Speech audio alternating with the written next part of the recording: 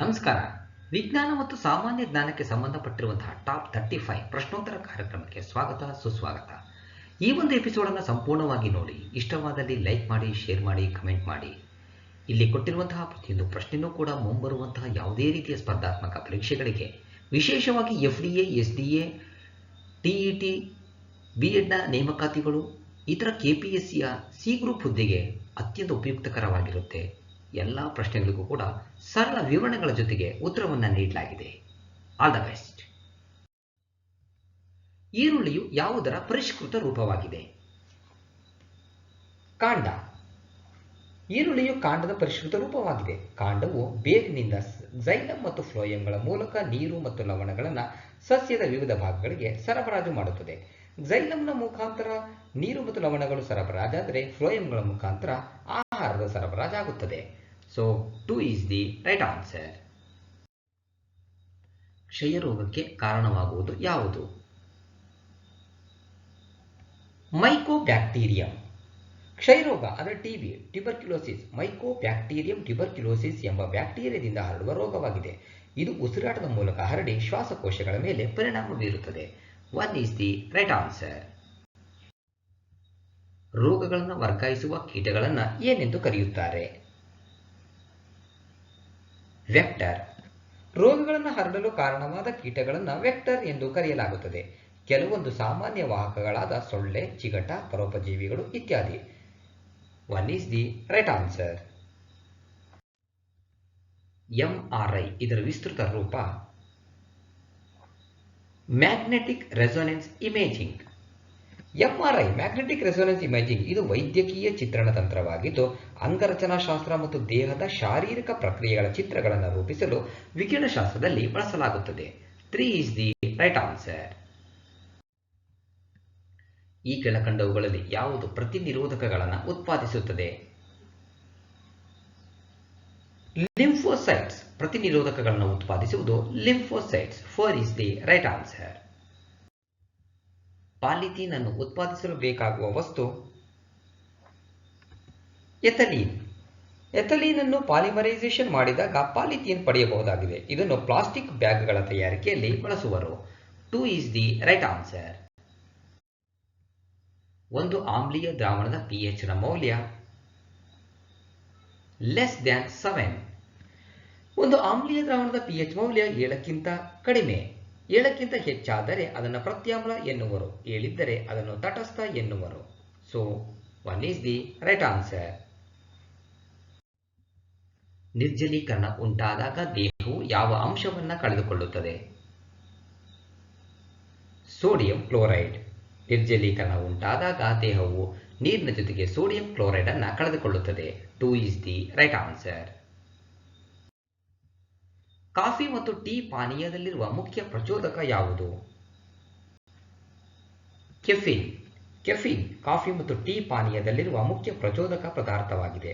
ತಂಬಾಕಿನಲ್ಲಿ nicotine ಎಂಬ ವಿಷಕಾರಿ ಪದಾರ್ಥವಿದೆ. 3 is the right answer. Graphite ರಾಡುಗಳನ್ನು ಅಣುವಿದ್ಯುತ್ ರಿಯಾಕ್ಟರ್ಗಳಲ್ಲಿ ಬಳಸುವ ಉದ್ದೇಶ ಏನು? ವೇಗವಾಗಿ ಚಲಿಸುವ ನ್ಯೂಟ್ರಾನ್ಗಳನ್ನು ಥರ್ಮಲ್ ನ್ಯೂಟ್ರಾನ್ಗಳಾಗಿ ಪರಿವರ್ತಿಸುತ್ತದೆ. ಸೊ ಗ್ರಾಫೈಟ್ ರಾಡುಗಳು ಈ ನ್ಯೂಟ್ರಾನ್ಗಳನ್ನು ಹೀರಿಕೊಳ್ಳುವಂತಹ ಕೆಲಸವನ್ನು ಮಾಡುತ್ತೆ.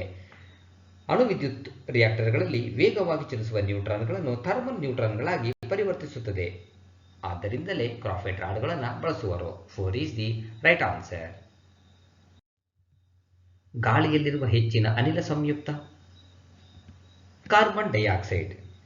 ಗಾಳಿಯಲ್ಲಿ ಅತ್ಯಂತ ಹೆಚ್ಚಿನ ಪ್ರಮಾಣದಲ್ಲಿ ಇರುವಂತಹ ಅನಿಲ ಮೂಲವಸ್ತು ಅಂದರೆ ನೈಟ್ರೋಜನ್, ಕ್ರಿಯಾಕಾರಿ ಅನಿಲ ಮೂಲವಸ್ತು ಅಂತಂದ್ರೆ ಆಕ್ಸಿಜನ್, ಅನಿಲ ಸಂಯುಕ್ತ ಹೆಚ್ಚಿನ ಪ್ರಮಾಣದಲ್ಲಿರೋದು ಅಂದ್ರೆ ಕಾರ್ಬನ್ ಡೈಆಕ್ಸೈಡ್.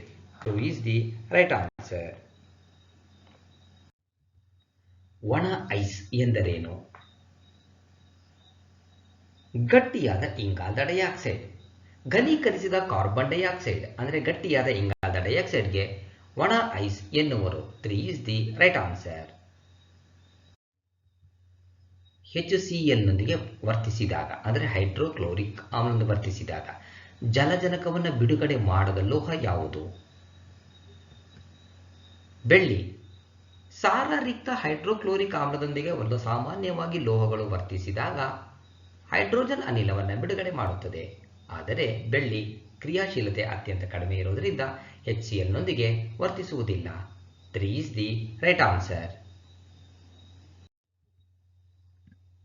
ಹೀರುಕಾಗದವು ಶಾಯಿಯನ್ನು ಹೀರುವ ಕ್ರಿಯೆಯು ಇದನ್ನು ಒಳಗೊಂಡಿದೆ.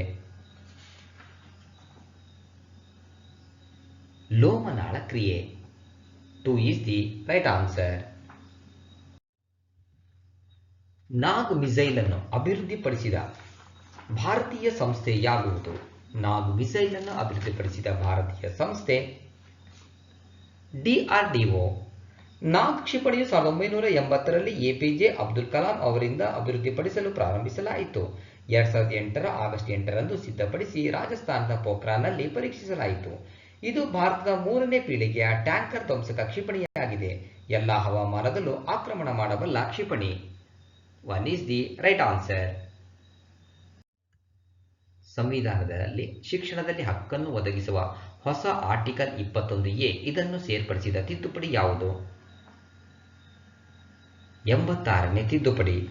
2002ರಲ್ಲಿ ಸಂವಿಧಾನದ ತಿದ್ದುಪಡಿ ಕಾಯ್ದೆ 86ರ ಪ್ರಕಾರ 6ರಿಂದ 14 ವರ್ಷದ ಮಕ್ಕಳಿಗೆ ಉಚಿತ ಮತ್ತು ಕಡ್ಡಾಯ ಶಿಕ್ಷಣ ವಿಧಿ 45ರ ಪ್ರಕಾರ ಸಂವಿಧಾನದ ವಿಧಿ 21A ಸೇರ್ಪಡಿಸಲಾಗಿದೆ. 1 is the right answer. ಮಹಿಳೆಯರಿಗಾಗಿನ ರಾಷ್ಟ್ರೀಯ ಆಯೋಗವು ಡ್ಯಾಶ್ನೊಂದಿಗೆ ಅಂತರ್ಜಾಲದ ಸುರಕ್ಷಿತ ಬಳಕೆಯ ಕುರಿತು ಮಹಿಳೆಯರಿಗೆ ತರಬೇತಿ ನೀಡಲು ಡಿಜಿಟಲ್ ಸಾಕ್ಷರತಾ ಕಾರ್ಯಕ್ರಮವೊಂದನ್ನು ಆಯೋಜಿಸಲು ಪಾಲುದಾರಿಕೆ ಹೊಂದಿದೆ. Facebook. Cyber peace foundation CPE ಸಹಯೋಗದೊಂದಿಗೆ ಡಿಜಿಟಲ್ ಸಾಕ್ಷರತಾ ಕಾರ್ಯಕ್ರಮವನ್ನು ಪ್ರಾರಂಭಿಸಲು ಸಾಮಾಜಿಕ ಜಾಲತಾಣವಾದ ಫೇಸ್ಬುಕ್ ರಾಷ್ಟ್ರೀಯ ಮಹಿಳಾ ಆಯೋಗದೊಂದಿಗೆ ಪಾಲುದಾರಿಕೆಯನ್ನ ಮಾಡಿಕೊಂಡಿದೆ. 1 is the right answer. ವಿಶ್ವಸಂಸ್ಥೆಯ ಪರಿಸರ ಕಾರ್ಯಕ್ರಮ UNEP ವಿಮಾನ ನಿಲ್ದಾಣವನ್ನು ಜಗತ್ತಿನ ಮೊದಲ ಪೂರ್ಣ ಪ್ರಮಾಣದ ಸೌರಶಕ್ತಿ ಚಾಲಿತ ವಿಮಾನ ನಿಲ್ದಾಣವೆಂದು ಗುರುತಿಸಿದೆ. ಕೊಚ್ಚಿನ್. CIAL. ಕೇರಳದ ಕೊಚ್ಚಿನ್ನಲ್ಲಿರುವ ಕೊಚ್ಚಿನ್ ಇಂಟರ್ನ್ಯಾಷನಲ್ ಏರ್ಪೋರ್ಟ್ ಅನ್ನು ವಿಶ್ವಸಂಸ್ಥೆಯ ಪರಿಸರ ಕಾರ್ಯಕ್ರಮದವರು ಜಗತ್ತಿನ ಮೊದಲ ಪೂರ್ಣ ಪ್ರಮಾಣದ ಸೌರಶಕ್ತಿ ಚಾಲಿತ ವಿಮಾನ ನಿಲ್ದಾಣವೆಂದು ಗುರುತಿಸಿದ್ದಾರೆ. 1999ರಲ್ಲಿ ಸ್ಥಾಪಿತವಾದ ಸಾರ್ವಜನಿಕ ಖಾಸಗಿ ಪಾಲುದಾರಿಕೆ ಮಾದರಿಯ ದೇಶದ ಮೊದಲ ವಿಮಾನ ನಿಲ್ದಾಣವಾಗಿದೆ. 3 is the right answer. Atal innovation mission ನಾವೀನ್ಯತೆ ಸಂಸ್ಕೃತಿ ಪ್ರೋತ್ಸಾಹಿಸಲು ಭಾರತ ಸರ್ಕಾರದ ಒಂದು ಪ್ರಯತ್ನವಾಗಿದ್ದು ಇದರ ಅಡಿಯಲ್ಲಿ ಕೈಗೆತ್ತಿಕೊಳ್ಳಲಾಗಿದೆ. ನೀತಿ ಆಯೋಗ. ನೀತಿ ಆಯೋಗವನ್ನು 1ನೇ ಜನವರಿ 2015ರಂದು ಸ್ಥಾಪಿಸಲಾಯಿತು. ಇದೊಂದು ಸಂವಿಧಾನೇತರ ಸಂಸ್ಥೆಯಾಗಿದ್ದು ಕೇಂದ್ರ ಸರ್ಕಾರದ ಆರ್ಥಿಕ ನೀತಿ ರೂಪಿಸುವಿಕೆ ಮತ್ತು ನಿರ್ದೇಶನ ನೀಡುವ ಥಿಂಕ್ ಟ್ಯಾಂಕ್ ಸಂಸ್ಥೆಯಾಗಿ ಕಾರ್ಯನಿರ್ವಹಿಸುತ್ತದೆ. 3 is the right answer. ಇಂದು ಮಲ್ಹೋತ್ರಾ ಇವರು ಇತ್ತೀಚೆಗೆ ಸರ್ವೋಚ್ಚ ನ್ಯಾಯಾಲಯದ ನ್ಯಾಯಾಧೀಶರಾಗಿ ಪ್ರಮಾಣ ವಚನ ಸ್ವೀಕರಿಸಿದ ಮೊದಲ ಮಹಿಳಾ ಹಿರಿಯ ವಕೀಲರಾಗಿದ್ದಾರೆ. ಕರ್ನಾಟಕ ಮೂಲದವರಾದ ಇಂದು ಮಲ್ಹೋತ್ರಾ ಅವರು ಸರ್ವೋಚ್ಚ ನ್ಯಾಯಾಲಯದ ಹಿರಿಯ ನ್ಯಾಯಾಧೀಶರಾಗಿ ನೇರವಾಗಿ ವಕೀಲರ ಬಾರ್ನಿಂದ ಆಯ್ಕೆಯಾದ ಮೊದಲ ನ್ಯಾಯಾಧೀಶೆ. ಇವರು ಸರ್ವೋಚ್ಚ ನ್ಯಾಯಾಲಯದ 7ನೇ ಮಹಿಳಾ ನ್ಯಾಯಾಧೀಶರಾಗಿದ್ದಾರೆ. 2 is the right answer. Sagar Kavach ಎಂದರೆ ಕರಾವಳಿ ಭದ್ರತೆಯಲ್ಲಿನ ಲೋಪದೋಷಗಳ ಮೌಲ್ಯಮಾಪನ ಮತ್ತು ಭದ್ರತೆ ಬಲಪಡಿಸಲು ಕಾರ್ಯಾಭ್ಯಾಸ. ಒಡಿಶಾ ಮತ್ತು ಪಶ್ಚಿಮ ಬಂಗಾಳ ಸರ್ಕಾರದಿಂದ ಕರಾವಳಿ ತೀರವನ್ನು ಬಿಗಿಗೊಳಿಸಲು ಸಾಗರ್ ಕವಚ್ ಎಂಬ ಜಂಟಿ ಭದ್ರತಾ ವ್ಯಾಯಾಮವನ್ನು ನಡೆಸಿವೆ. 2 is the right answer. Mobile ಟೆಲಿಫೋನ್ನಲ್ಲಿ GSM ಎಂದರೇನು? Global system of mobile communication. GSM ಎಂದರೆ global system of mobile communication. 1 is the right answer. ಈ ಕೆಳಗಿನವುಗಳಲ್ಲಿ ಯಾವ ದೇಶವು ಸಾರ್ಕ್ನ ಅಂದರೆ south Asia association for regional cooperation ಸಂಸ್ಥಾಪಕ ಸದಸ್ಯನಾಗಿಲ್ಲ? ಮಯನ್ಮಾರ್. ಸಾರ್ಕ್ ಅನ್ನು 1985 ಡಿಸೆಂಬರ್ 8ರಂದು ಸ್ಥಾಪಿಸಲಾಗಿದೆ. ಇದರ ಕೇಂದ್ರ ಕಚೇರಿ ನೇಪಾಳದ ಕಠ್ಮಂಡು. ಪ್ರಾರಂಭದಲ್ಲಿ 7 ಸದಸ್ಯ ರಾಷ್ಟ್ರಗಳಿದ್ದವು: ಆಫ್ಘಾನಿಸ್ತಾನ, ಬಾಂಗ್ಲಾದೇಶ, ಭೂತಾನ್, ಭಾರತ, ಮಾಲ್ಡೀವ್ಸ್, ನೇಪಾಳ ಮತ್ತು ಪಾಕಿಸ್ತಾನ. ನಂತರ Sri Lanka ಒಕ್ಕೂಟಕ್ಕೆ ಸೇರಿತು. 1 is the right answer. ಭಾರತದ ವಿಘಟನೆಯ ಬಾಲ್ಕನ್ ಯೋಜನೆಯನ್ನು ಸಿದ್ಧಪಡಿಸಿದವರು ಯಾರು? Lord Mount baton. Lord Mount baton ರವರು ಜನರಲ್ ಹೇಸ್ಟಿಂಗ್ಸ್ ಮತ್ತು ಸರ್ ಜಾರ್ಜ್ ಅಬೆಲ್ ಅವರೊಂದಿಗೆ ಬಾಲ್ಕನ್ ಯೋಜನೆಯನ್ನು ತಯಾರಿಸಿ 1947 ಏಪ್ರಿಲ್ 15ರಂದು ದೆಹಲಿಯಲ್ಲಿ ಪ್ರಾಂತೀಯ ರಾಜ್ಯಪಾಲರಿಗೆ ನೀಡಿದ್ದರು. 3 ಈಸ್ ದಿ ರೈಟ್ ಆನ್ಸರ್. ಮನುಷ್ಯನ ಮೂತ್ರಪಿಂಡದಲ್ಲಿ ಕಲ್ಲುಗಳು ರಚಿತವಾಗುವುದು ಅತ್ಯಧಿಕವಾಗಿ ಇವುಗಳನ್ನು ಹೊಂದಿರುವುದು. Calcium oxalate. ಮೂತ್ರಪಿಂಡಗಳಿಂದ ಕಲ್ಲುಗಳ ಕ್ಯಾಲ್ಸಿಯಂ ಆಕ್ಸಲೇಟ್ ಅನ್ನು ಒಳಗೊಂಡಿರುತ್ತವೆ. ಈ ಕಲ್ಲುಗಳನ್ನು ಒಡೆಯಲು ಲಿಥೋಟ್ರಿಪರ್ ಎಂಬ ಸಾಧನವನ್ನು ಬಳಸುವರು. 1 ಈಸ್ ದಿ ರೈಟ್ ಆನ್ಸರ್. ನ್ಯೂಟನ್ನ ಗುರುತ್ವಾಕರ್ಷಣೆಯ ನಿಯಮವನ್ನು ಈ ಕೆಳಗಿನವುಗಳಲ್ಲಿ ಯಾವುದಕ್ಕೆ ಅನ್ವಯಿಸಲಾಗಿದೆ? ಬ್ರಹ್ಮಾಂಡದಲ್ಲಿರುವ ಯಾವುದೇ ಎರಡು ಕಾಯಗಳ ನಡುವಿನ ಬಲಕ್ಕೆ ಅನ್ವಯಿಸಲಾಗಿದೆ. 4 ಈಸ್ ದಿ ರೈಟ್ ಆನ್ಸರ್. ನ್ಯೂಟನ್ನ 1ನೇ ನಿಯಮವನ್ನು ಜಡತ್ವಕ್ಕೂ, 2ನೇ ನಿಯಮನ ವೇಗೋತ್ಕರ್ಷಕ್ಕೂ, 3ನೇ ನಿಯಮ ಕ್ರಿಯೆ ಮತ್ತು ಪ್ರತಿಕ್ರಿಯೆಯ ಬಗ್ಗೆ ವಿವರಿಸುತ್ತದೆ. ಭಾರತೀಯ ರಿಸರ್ವ್ ಬ್ಯಾಂಕ್ನ ತೆರೆದ ಮಾರುಕಟ್ಟೆಯ ಕಾರ್ಯಾಚರಣೆಗಳು ಇದಕ್ಕೆ ಸಂಬಂಧಿಸಿದೆ. ಭದ್ರತೆಗಳಲ್ಲಿ ವ್ಯಾಪಾರ. ಭಾರತೀಯ ರಿಸರ್ವ್ ಬ್ಯಾಂಕ್ನ ತೆರೆದ ಮಾರುಕಟ್ಟೆಯ ಕಾರ್ಯಾಚರಣೆಗಳು ಭದ್ರತೆಗಳಲ್ಲಿ ವ್ಯಾಪಾರಕ್ಕೆ ಸಂಬಂಧಿಸಿದೆ. 3 ಈಸ್ ದಿ ರೈಟ್ ಆನ್ಸರ್. ಭಾರತೀಯ ಸಂವಿಧಾನದ ಈ ಭಾಗವು ಮೂಲಭೂತ ಕರ್ತವ್ಯಗಳನ್ನು ಒಳಗೊಂಡಿದೆ. 4A.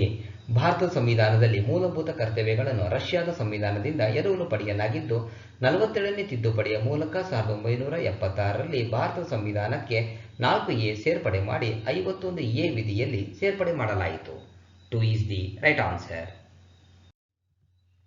ಇವುಗಳಲ್ಲಿ ಯಾವುದು ಧನ ವಿಧೇಯಕಕ್ಕೆ ಸಂಬಂಧಿಸಿದಂತೆ ಸರಿ ಅಲ್ಲ?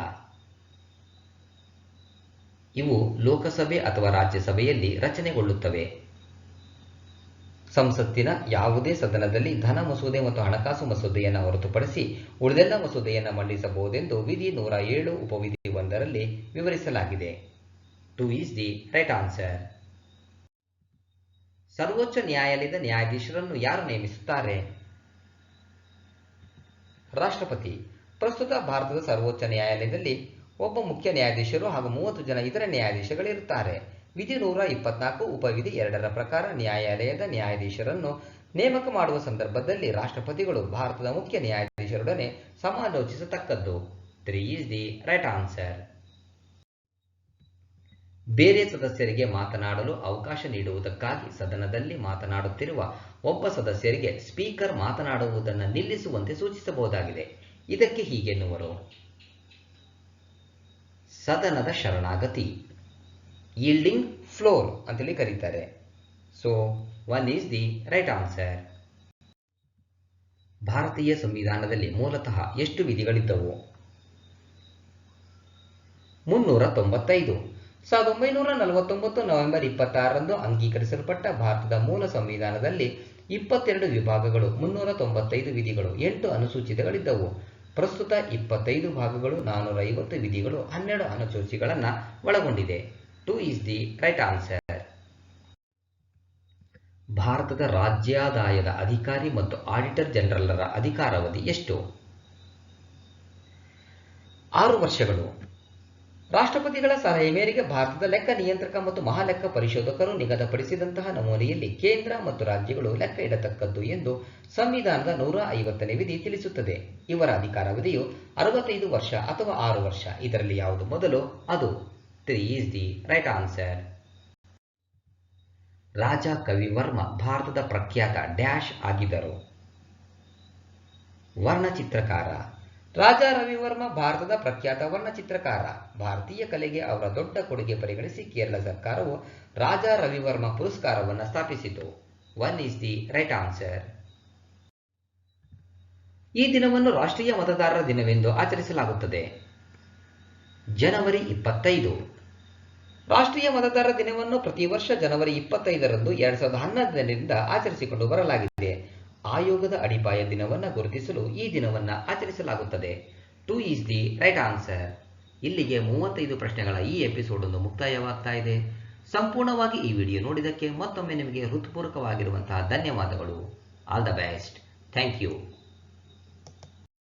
ಸ್ನೇಹಿತರೆ, ವಿಡಿಯೋವನ್ನು ನೋಡಿದಂಥ ಎಲ್ಲರಿಗೂ ಧನ್ಯವಾದಗಳು. ನಾಳಿನ ಪ್ರಚಲಿತ ಘಟನೆಯ ವಿದ್ಯಮಾನದೊಂದಿಗೆ ಮತ್ತೆ ನಿಮ್ಮನ್ನು ಭೇಟಿಯಾಗ್ತೀವಿ. ಅಲ್ಲಿವರೆಗೂ ಎಲ್ಲರಿಗೂ ಧನ್ಯವಾದಗಳು. ನಮಸ್ಕಾರ.